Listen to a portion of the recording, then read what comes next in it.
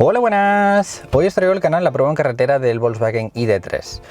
Resumen rápido. Es un coche que lo hay ahora mismo en 3 capacidades de autonomía diferentes o 3 capacidades de batería diferentes, que serían de 45 kilovatios, de 58, que sería este que estamos probando, y de 77 kilovatios. Es un coche que en breves va a salir una versión un poquito más económica, imagino que en torno a 1000 o 1500 euros más o menos, pero la que hay ahora mismo, la de 45 con 150 caballos, estaría por unos 33.000 euros más o menos. Para que nos hagamos una idea, es un coche que en relación calidad-precio, autonomía, equipamiento, creo que está muy bien. Y sobre todo en cuanto a tamaño y capacidad interna del coche. Es un coche de 4,2 metros de largo, es un poquito pesado, son 1800 kilos, pero es un coche muy útil en cuanto a capacidad de plazas traseras. Son muy grandes, las plazas delanteras son enormes y el maletero está muy bien para esos 4,2 metros de largo. Es un coche muy cuadrado, muy ancho, bastante altote. La sensación interna es como que hay muchísimo espacio en todas las esquinas. Detalle curioso,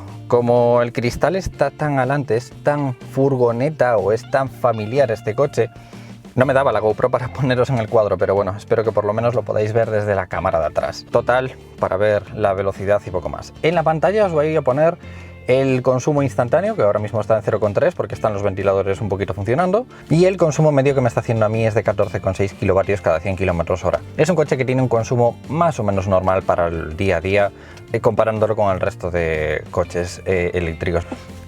El cálculo total y el cálculo desde la carga. Lo cogí hace 60 kilómetros.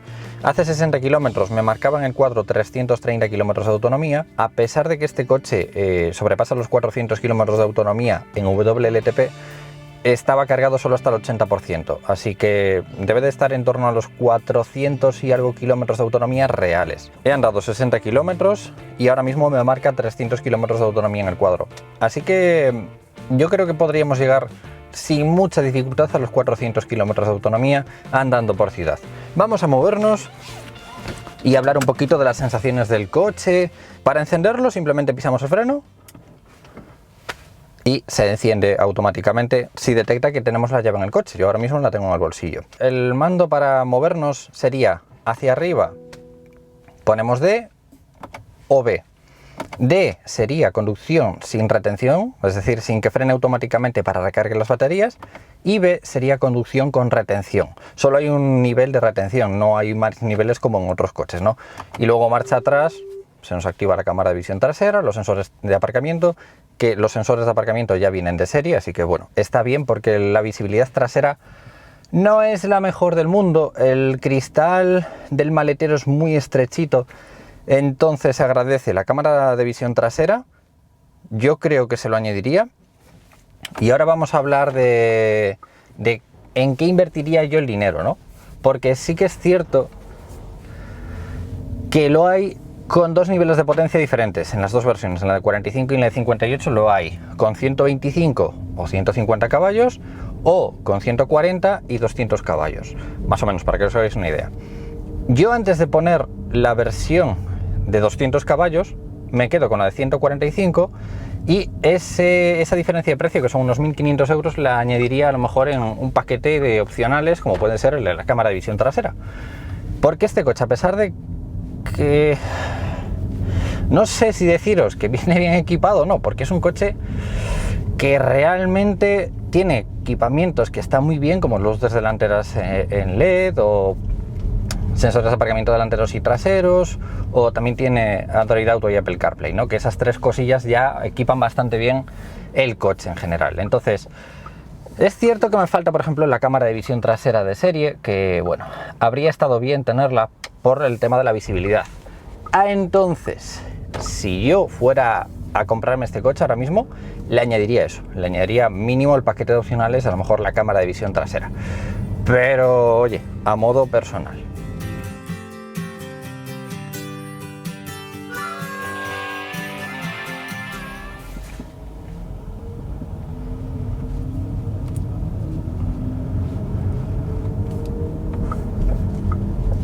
Es un coche con una conducción muy suave. Creo que para ciudad tiene una conducción perfecta, porque el tacto del volante es muy cómodo. La potencia es buena, sin ser exagerada, porque yo siempre dije que en muchos eléctricos la potencia es exagerada, ¿no? Le pisas y genera potencia como para hacer algún adelantamiento, alguna incorporación, está bien, porque además es una aceleración, no es muy explosiva, ¿no? Como en muchos eléctricos, es paulatina, pero genera potencia. O sea, podemos hacer una aceleración rápida en un momento dado sin mucho problema. Es un coche con una maniobrabilidad muy buena, exquisita. La verdad es que el tacto de conducción es como llevar un Golf o algo de ese estilo, ¿no? Porque el tamaño es el mismo, sí que es un coche pesado, pero no se nota para nada que sea un coche pesado, se nota un coche de tamaño más bien ligero. La sensación que transmite el coche, tanto del volante, de la suavidad o de la aceleración o de la frenada incluso, ¿no? Que a veces hay coches que en la frenada los notas un poquito pesados, un poquito que notas la masa del coche, pues en este caso no lo notas. Es cierto que, bueno, como todos los eléctricos, al estar el peso en la parte inferior, pues se nota que la distribución de pesos está muy bien en ese aspecto, ¿no? Entonces yo creo que es eso, que puede ser un coche muy útil a nivel general para el día a día, tanto para ciudad como para interurbano. Podría llegar a funcionar a nivel autopista, moverse entre ciudades, ya no digo moverse entre provincias o entre comunidades autónomas, ¿no? Sino moverse entre ciudades. Yo creo que me encanta, la aceleración me encanta porque es muy buena. Me encanta porque la sensación es que no es demasiado, pero va muy bien. Lo que estaba diciendo, a nivel de autopista yo creo que podría ser también un coche muy útil, dependiendo de la capacidad, porque a lo mejor el de 77 kilovatios podría estar interesante si no haces más de 400 kilómetros al día, ¿no? Pero que ya estamos, o sea, 400 tirando por lo bajo, que ya estamos metiéndonos en rangos de autonomía ya un poquito decentes. Ya no estamos hablando de 200 kilómetros de autonomía, como a lo mejor en el Honda E, ¿no? Sino que ya estamos hablando de autonomías que ya están rozando los 500 kilómetros en muchas ocasiones. Es cierto que no suelen ser baratos las autonomías altas, pero por ejemplo ¿no? Que es el de 58 kilovatios, que nos vamos a 35.000 euros más o menos, para redondear precios, ¿vale? 35.000 euros, que le añadimos algún paquete de opcionales, 38.000 euros, 39.000 euros, que sacamos algún descuento que otro. Ahora mismo esta mañana estaba en la página web, había dos campañas, una eran de 1.500 y otra era de 1.000 euros o algo así, eran 2.500 euros ya de descuentos, ¿no? De campañas. Yo creo que ya empezamos a estar en precios interesantes a niveles de este tipo de coches, que ya son coches que tienen una rodadura muy buena, rueda muy bien, las imperfecciones de la carretera, como Volkswagen. Volkswagen está acostumbrado a hacer coches que ruedan tremendamente bien. Quizás algunos detalles serían mejorables, como los plásticos de las puertas, que no añadan algún equipamiento que debería ser ya un poquito de serie. Hay un par de plásticos que, bueno, y estamos en una versión un poquito alta, que en la versión baja los asientos pues son un poquito más planos, no tienen tanta forma, en la parte trasera sobre todo, que son un poquito más duros. Entonces, pues no sé, es cierto que Volkswagen tiene sus pegas, pero también es cierto que Volkswagen tiene un rodar, un andar, una sensación de conducción de carretera que es algo exquisito. O sea, el chasis de este coche es muy bueno, me da una sensación de filtro buenísimo, sin generar a lo mejor que sea exageradamente filtrado, ¿no? O sea, sin darme una sensación de como que no llevo yo el coche. Yo sigo llevando el coche, sigo notando la sensación de la carretera, pero sí que noto que lo ha filtrado todo muy muy bien. Entonces el chasis del coche es muy bueno en ese aspecto. No le veo pegas, sinceramente no le veo pegas en ningún aspecto de chasis, conducción, tacto de volante, tacto de pedales. En general lo veo todo muy muy bien.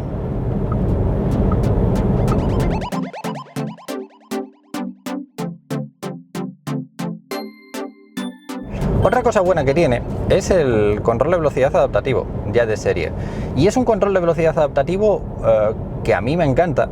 Creo que es de los mejores que he probado hasta ahora, porque volvemos a lo mismo que es con la aceleración, y es la suavidad, ¿no? Es muy suave detectando las señales a distancia, es muy suave acelerando en esas señales, ¿no? Porque en muchas ocasiones, en muchas marcas, son como muy bruscos. Detecta una señal, a lo mejor tú vas a 80 y detecta una señal de 100 y de repente acelera con toda la potencia posible. Y claro, se acaba haciendo una sensación de conducción un poquito, no sé, brusca en ese aspecto. Entonces, sí que el control de velocidad adaptativo a veces tiene sus cosillas. Ahora acaba de sentir la señal de 60 del puente de la derecha. Entonces, pues bueno, tiene cosillas. Por ejemplo, ahora sintió la señal de 80 y reduce suave. Entonces, el control de velocidad adaptativo es muy bueno. Me gusta mucho.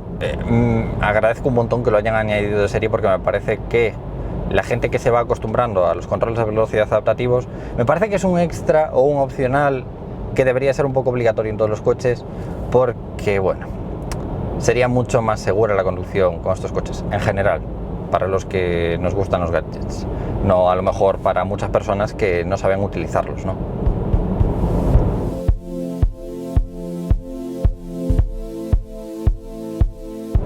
A niveles de carga, es un coche que Volkswagen ya te da la opción de poder instalarte los cargadores en casa, algo que está muy bien. No me parecen ni baratos ni caros. Es cierto que añadir un cargador en casa es algo que, bueno, cuesta dinero porque hay que hacer una instalación eléctrica y todo, ¿no? Pero estamos hablando de que depende de varios factores. Hay 3 cargadores diferentes.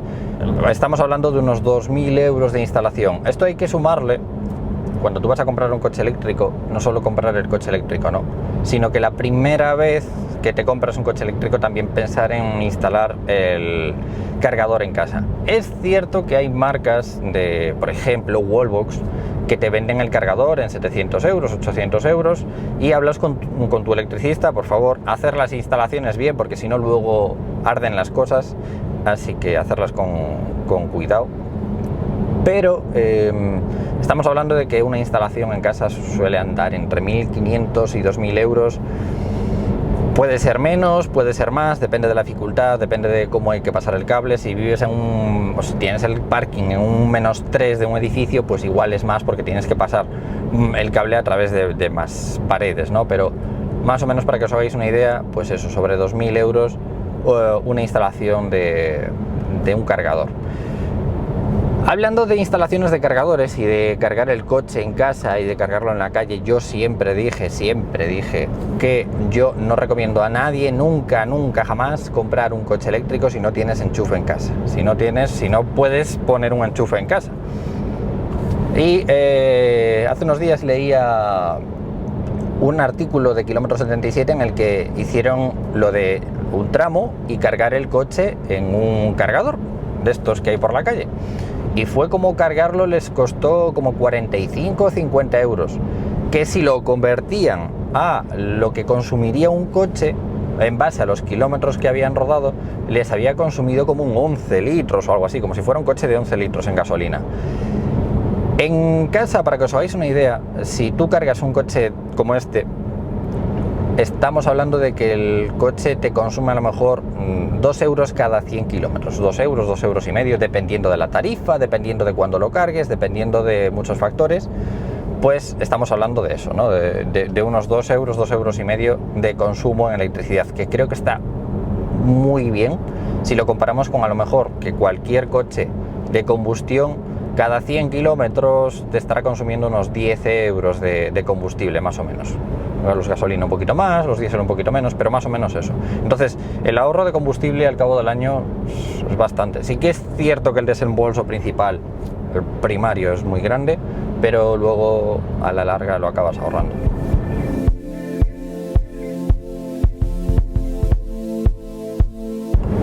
Hay una curiosidad que me parece muy buena, y es el Head-Up Display tiene realidad aumentada, ¿no? Y me gusta mucho. La sensación es muy rara, porque si tú pones, por ejemplo, un destino en el mapa, en vez de decirte la tercera salida de la derecha, que también te lo dice, te lo puedes poner para que te lo diga por voz, te aparece una flecha pequeñita en el cristal, un poquito más arriba de lo que te aparecen los números. Y se va haciendo un poquito más grande, un poquito más grande, un poquito más grande, un poquito más grande, y luego se hace un poquito transparente para que puedas ver a través de la carretera. Pero me gusta mucho la sensación de conducción con el head-up display con realidad aumentada, porque si a lo mejor tocas una línea, también te la marca en el head-up display y lo ves delante, ¿no? En la pantalla. Entonces, si tienes un coche delante, también te marca una línea. Me parece que los head-up displays están evolucionando de una forma muy buena. La verdad es que me está gustando mucho cómo evolucionan los head-up displays. ¿Se lo añadiría? Pues no sabría deciros, porque es caro. Como en casi todo en Volkswagen, es caro equipar un Volkswagen. Por eso digo, si queréis así algo un poco tal, prepararos para meteros en a lo mejor 2.000-3.000 euros de equipamiento en un par de paquetes.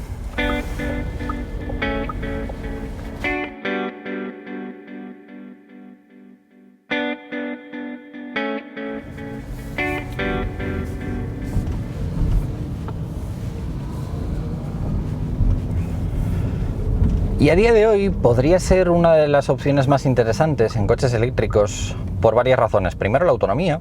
Segundo, el precio no es exagerado. Volkswagen nos da bastante fiabilidad. El tamaño del coche no es exageradamente grande, tampoco es exageradamente pequeño, ¿no?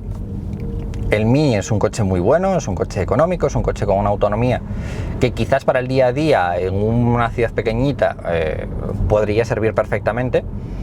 Pero este nos da ese extra, ¿no? Es cierto lo de siempre, que nos vamos a, no el doble, pero casi de lo que cuesta a lo mejor un Seat Mii.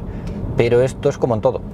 Hay gente que se compra, en vez de un Polo, se compra un Passat porque prefiere un cochecito más grande. Pues en este caso, esto sería comparable a lo mejor con comprarse un Golf en vez de comprarse, no sé, un Aygo o algo así. Entonces yo creo que es una opción muy interesante.